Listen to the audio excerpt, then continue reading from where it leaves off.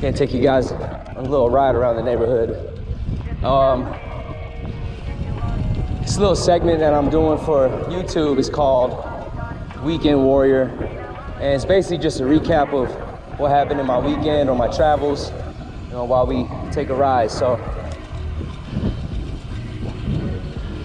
it's June 1st, 2020. It's a Monday. It's about 85 degrees outside. All this construction to my right, if you can see it, these used to be homes. My boy Kendrick used to live here back in the day. We used to go to high school, and they tore them down just about a couple years after we graduated. I don't know what they're gonna do, but homes were nice. Yeah, this weekend wasn't too bad. It's a little crazy. Had a little uprising in Vegas. I think it was needed for what happened last week, exactly 7 days ago, with the murder of George Floyd in Minneapolis.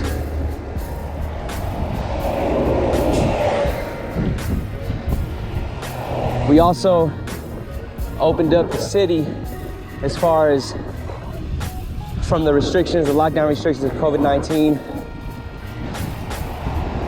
We had a lot of gyms open up. So I went to the gym. Actually, it's kind of a surreal experience. You know, you've been locked down for like 2.5 months, and you know that COVID is kind of dangerous. So you're a little weary going in, but you know, we go to a private gym, me and my boy, my cousin Wiz. So he hit me up the day that we opened on May 29th. There's a lot of construction over here. But hit me up on May 29th, and he was like, yo, let's go to the gym. I told him the day before that I didn't want to go, but me and Wiz back at the gym, first day open.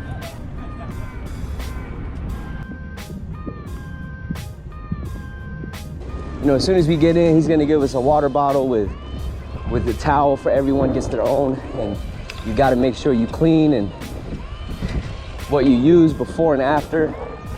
It's been a minute since I've been in the gym. I've been cycling so much. I lost a lot of power and a lot of muscle mass. So I was trying to do bench, and even in the warm-up, my arms are shaking, you know.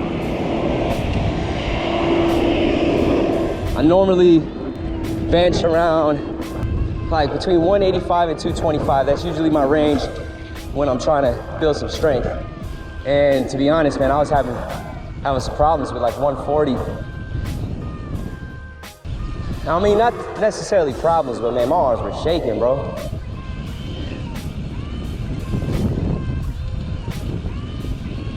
But it was cool experience. I was real sore the next day. I ended up going again. Actually, I'm about to go again right after this ride. Let's go hit the alley up here. There's a ton of construction, man. It's like they never stop building over here.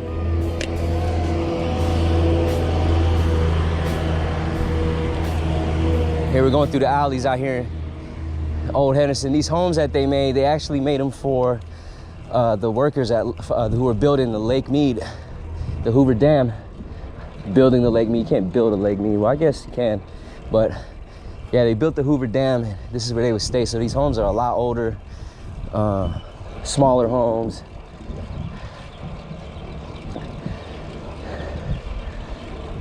But it's pretty cool.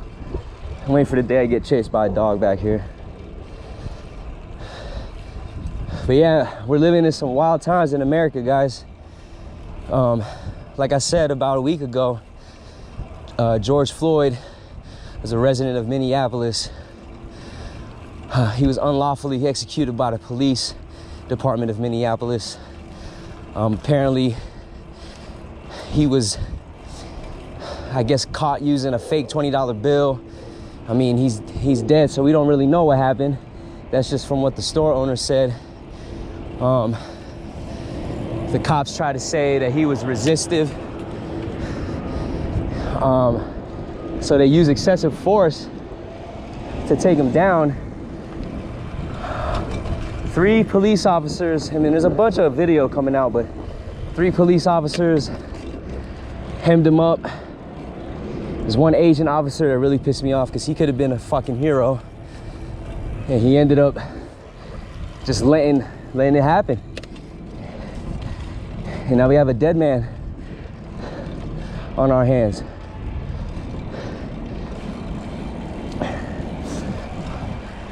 But the main cop that was charged for 3rd-degree murder put his knee on his neck for about 9 minutes. And George was pleading for his life, saying he couldn't breathe. And he ended up dying just a few hours later. So obviously, this was viewed worldwide. You know, we do have internet now, so it's not that hard to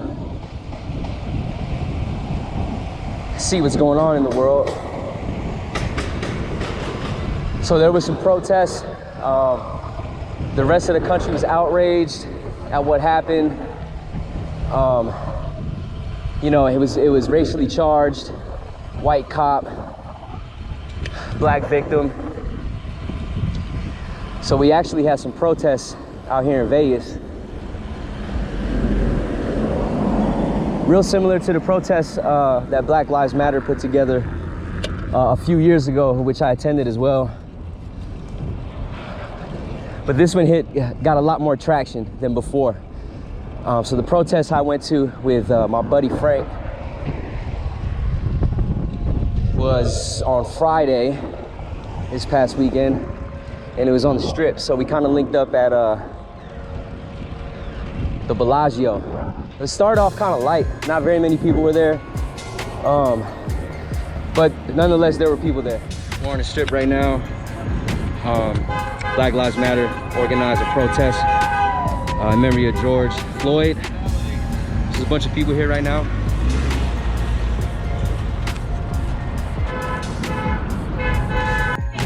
George Floyd!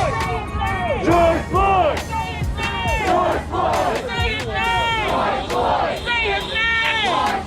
Say his name! George Floyd! Say his name! George Floyd! Say his name!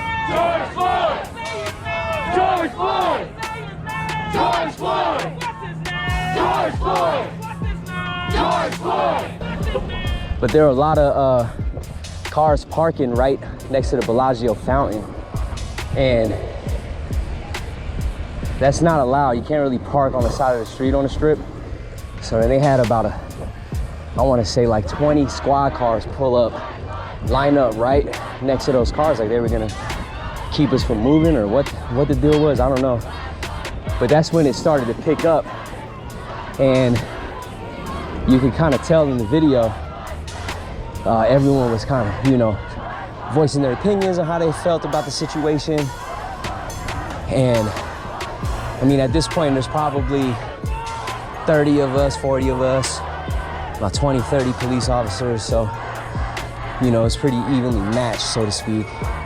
And then I looked down the boulevard, and yo, there was like 500, 600, 700, maybe even more people coming down the street. It looked like reinforcements for real, like on some cavalry shit. Like they brought the horses, you know, like we brought the whole village basically. And that's when you kind of felt the power, man. From there, we started marching down the street. I can't breathe! I can't breathe! I can't breathe! I can't breathe! I can't breathe! No peace! No peace! No peace! No peace! No peace!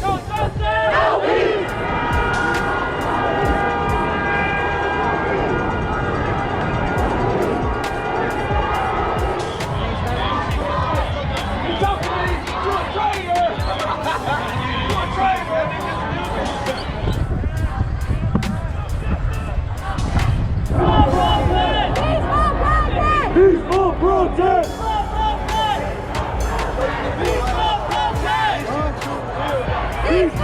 I myself was outraged by the incident, you know, and I felt compelled to be there and support you know, because I'm in a position of leadership, you know, being a basketball coach, you know, coaching black athletes, coaching minorities, you know, and I also coach white athletes. And it's important for me to be able to speak on these types of issues because eventually my athletes are going to be adults. And I would hope 100% of the players that I coach have the right mindset, you know, that hate is wrong. Being racist is wrong. So I feel it's my duty that I go out there, support, experience it, support my brothers and sisters.